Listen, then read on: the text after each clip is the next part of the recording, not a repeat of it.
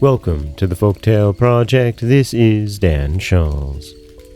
Today we have part 5 of the story of the Prince Ahmed and the Fairy Paribanou. And today we're going to see if the fairy feels quite the same way as the prince in his last declaration of love. This is the story of Prince Ahmed and the Fairy Paribanou, part 5. "Prince," answered the fairy, "will you not pledge your faith to me, as well as I give mine to you?" "Yes, madam," replied the prince, in an ecstasy of joy. "What can I do better and with greater pleasure? Yes, my sultaness, my queen, I give you my heart without the least reserve." "Then," answered the fairy, "you are my husband, and I am your wife. But as I suppose," pursued she, "that you have eaten nothing today, a slight repast shall be served up for you, while preparations are made for our wedding feast at night. And then I will show you the apartments of my palace, and you shall judge if this hall is not the meanest part of it." Some of the fairy's women, who came into the hall with them and guessed her intentions, went immediately out, and returned presently with some excellent meats and wines. When Prince Ahmed had ate and drunk as much as he cared for, the Fairy Paribanou carried him through all the apartments, where he saw diamonds, rubies, emeralds, and all sorts of fine jewels, intermixed with pearls, agate, jasper, porphyry, and all sorts of the most precious marbles. But not to mention the richness of the furniture, which was inestimable. There was such profuseness throughout that the prince, instead of ever having seen anything like it, owned that he could not have imagined that there was anything in the world that would come up to it. "Prince," said the fairy, "if you admire my palace so much, which indeed is very beautiful, what would you say to the palaces of the chief of our genies, which are much more beautiful, spacious, and magnificent? I could also charm you with my gardens, but we will let that alone till another time. Night draws near, and it will be time to go to supper."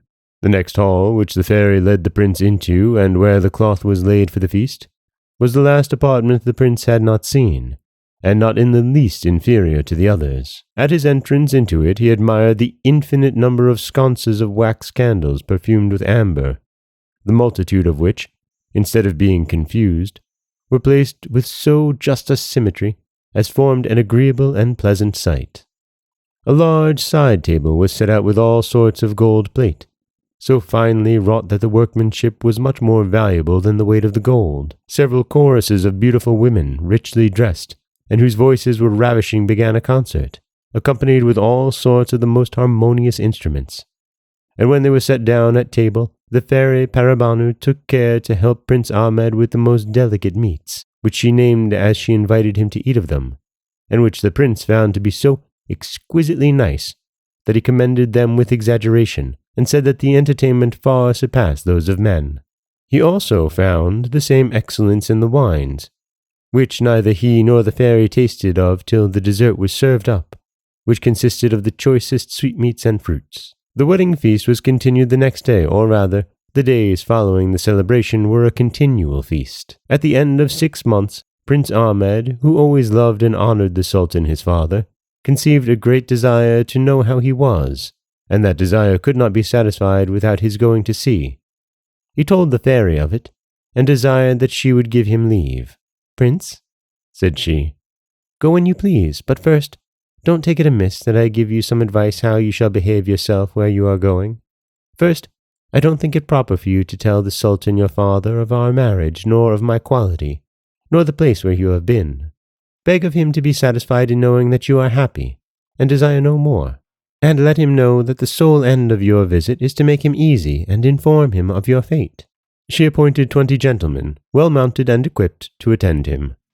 When all was ready, Prince Ahmed took his leave of the fairy, embraced her, and renewed his promise to return soon. Then his horse, which was most finely caparisoned, and was as beautiful a creature as any in the Sultan of the Indies stables, was led to him, and he mounted him with an extraordinary grace, and, after he had bid her a last adieu, went forward on his journey. And that is part 5 of the story of Prince Ahmed and the Fairy Paribanou. In our next episode, we'll see how the Sultan receives his son. And I'm sure there's mischief afoot. This is Dan Scholz for the Folktale Project. Don't forget that you can subscribe to the podcast on Apple Podcasts, Spotify, anywhere that you like to get your podcasts. You can follow us on Instagram and Threads at Folktale Project. If you'd like to help support the project, you can head over to patreon.com/folktaleproject, or you could always just share the stories with someone you love. I do appreciate that. As always, thank you so much for listening.